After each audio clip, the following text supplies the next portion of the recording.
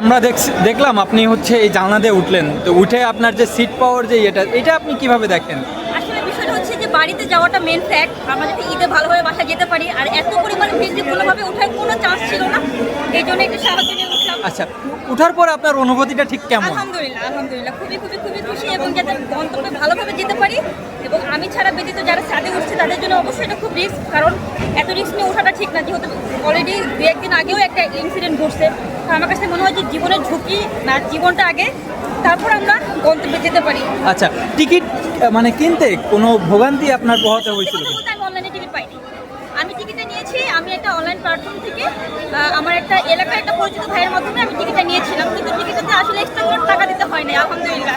আচ্ছা, এই যে বাড়িতে যাবেন, বাড়িতে যাওয়ার পর আপনার মানে এই যে কষ্ট করে যাচ্ছেন, এটা আসলে কেমন লাগবে?